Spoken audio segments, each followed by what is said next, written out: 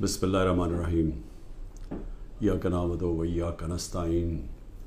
میرے پاکستانیوں، میں جو آج آپ سے بات کرنے لگا ہوں وہ کل ایک ISPR کی پریس کانفرنس ہوئی اور اس کے اندر انہوں نے ایک دو باتیں کہیں تو میں مجبور ہوں کہ میں آج اپنی قوم کے ساتھ بات کروں۔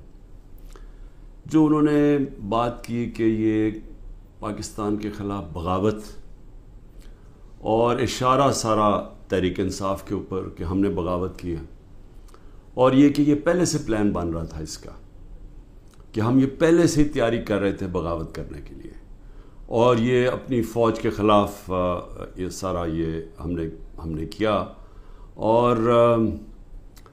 اور جس طرح کی وہ بات کی گئی مجھے ایک بڑی تکلیف ہوئی اس کی۔ تو میں نے کہا کہ میں آج اپنی قوم کے سامنے ذرا 2-3 پوائنٹ رکھوں، کیونکہ جب ایسی بات کی جاتی ہے تو اس کا جواب دینا بڑا ضروری ہے۔ دیکھیں، اب یہ موقف آ گیا ISPR کا اور پاکستان کی اسٹیبلشمنٹ کا کہ تحریک انصاف نے بغاوت کی۔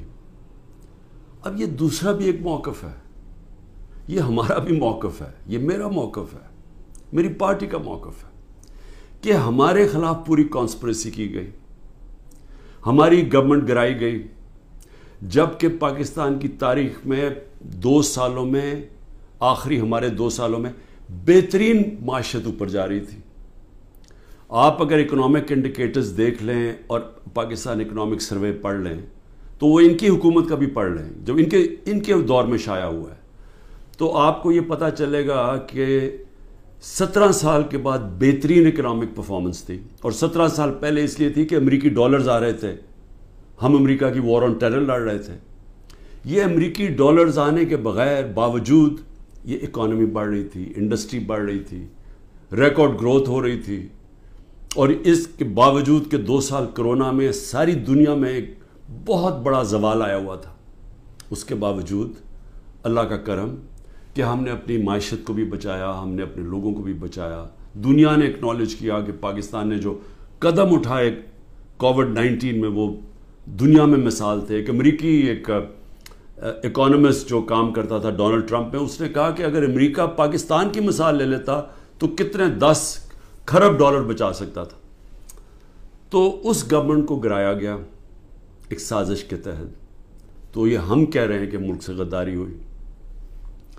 اس کے بعد 25 مئی کو ہمارے ساتھ جو ہوا، کسی پولیٹیکل پارٹی سے ایسا نہیں ہوا کہ وہ لانگ مارچ کر رہی ہے اور 2 دن پہلے گھروں میں گھس کے اٹھائے جا رہے ہیں لوگ، کتنے ہزار گھروں میں پولیس گھسی رات کے صبح کے 3 بجے۔ یہ پہلی دفعہ کسی پارٹی سے ایسے ہوا۔ 3 لانگ مارچز میرے خلاف ہوئی، بتائیں ایک بھی FIR کٹی؟ ایک دفعہ ہم نے کسی کو روکا؟ کسی کو اوپر ٹیئر گیسنگ ہوئی؟ اور ہمارے اوپر پورا ایک اٹیک آیا، ہمارے بنیادی حقوق فنڈامنٹل رائٹس کی وائلیشنز ہوئی، اور ہمارے اوپر ہی پرچے کٹ گئے۔ میں نے تب 26 کی صبح کو اپنے دھرنا کال آف کیا، کیونکہ مجھے پتا تھا انتشار کی طرف جا رہا ہے۔ جو پارٹی الیکشن چاہتی ہے وہ انتشار تو نہیں چاہتی۔ تو اس کے بعد ہمارے اوپر یہ نہیں ہوا کہ سستیاں کم ہوئیں۔ جب ہم 30 بائی الیکشنز جیت گئے 37 میں سے، باوجود اس کے کہ پوری اسٹیبلشمنٹ کی سپورٹ تھی یہ 12 جماعتوں کی، میرے اوپر قاتلانہ حملہ ہوا، مجھے قتل کرنے کی کوشش کی گئی، میں اپنی FIR نہیں کٹوا سکا۔ یہ بھی سازش تھی، کیونکہ وہ طاقتور لوگ بیٹھے ہوئے تھے، میں کچھ نہیں کر سکا۔ پھر جو JIT بنی پنجاب کی ہماری گورنمنٹ تھی، اس نے جو چیزیں سامنے لے کے آئیں، جب وہ چیزیں سامنے آ رہی تھی کہ 3 شوٹر تھے ایک کی بجائے، وہ JIT کو سیبوٹاج کیا طاقتور لوگوں نے۔ سازش تھی، کیوں نہیں ان JIT کو چلنے دیا۔ اس کے بعد ہمارے اوپر میرے گھر پہ حملہ ہوتا ہے۔ ہم ایشورٹی بانڈ جب دے رہا تھا میں کہ جناب میں وہاں 18 مارچ کو اسلام آباد کے جوڈیشل کمپلیکس میں جاؤں گا، کوئی قانونی جواز نہیں تھا میرے گھر پہ، 24 گھنٹے حملہ کیا، اور وہ ایشورٹی بانڈ بھی نہ لے پولیس، کیونکہ انہوں نے مجھے اغوا کرنا تھا یہاں سے۔ یہاں لوگوں کو زخمی ہوئے، سارا دن گھر اندر بیٹھ نہ سکے، 24 گھنٹے ٹیئر گیس گھروں کمروں کے اندر. کبھی کسی لیڈر سے ایسے نہیں ہوا. 18 مارچ کو پھر میرے اوپر ایک قاتلانہ حملہ ہوتا ہے. اللہ کا کرم ہے کہ میں بچ جاتا ہوں.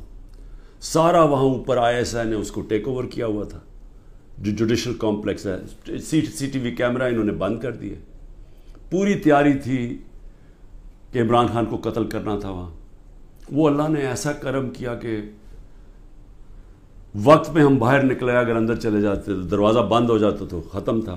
وہاں بچا میں. اس کے بعد اگلے دن یہاں 2 دن کے بعد 3 دن کے بعد ادھر ایک اور مرتضیٰ بھٹو ٹائپ قتل کرنا تھا. وہ مجھے پہلے پتہ چل گیا، میں نے ٹی وی پہ چلا گیا، وہ رک گئی بات. تو سازش تو کیا ہو رہی تھی؟ سازش یہ ہو رہی تھی کہ ایک پارٹی جو جیتنے جا رہی تھی الیکشن، اس کو پارٹی کو ختم کرنے کے لیے لیڈر کو ختم کرنا تھا. اور پلان تب سے ہی بنا ہوا تھا. کیسز شروع ہو گئے تھے مہینوں کے اندر. جیسے 70 سال میں ایک آدمی کے اوپر ایک کرمنل کیس نہیں ہوتا، چند مہینے میں آج 170 سے زیادہ کیس ہو چکے ہیں.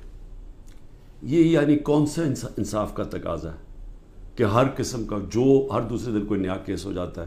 سارا میرا وقت ایک عدالت سے دوسری عدالت میں لگتا ہے. تو یہ کون سا، یہ ملک کی بہتری کے لیے ہو رہا ہے کہ ایک پارٹی، سب سے بڑی پارٹی کو باہر رکھنا؟ اس سے بڑی سازش کیا ہے؟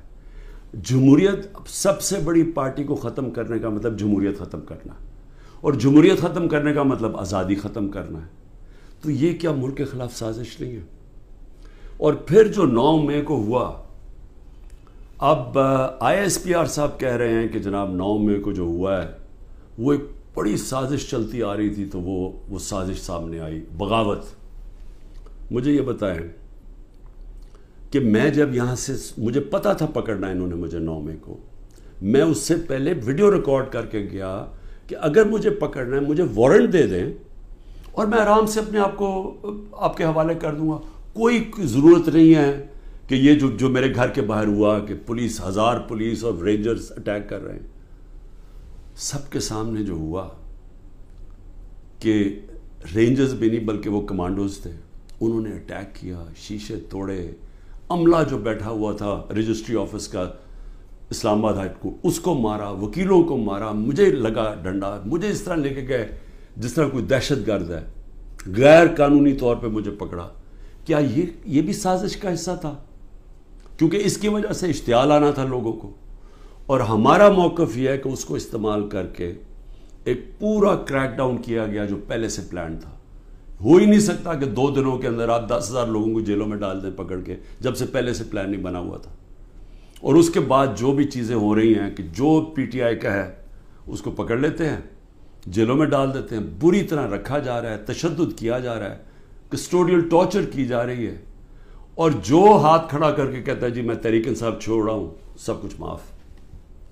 تو میرا اب سوال یہ ہے کہ ISPR کا یہ موقف ہے کہ فوج کے خلاف بغاوت ہے. ہمارا یہ موقف ہے کہ یہ ہمارے خلاف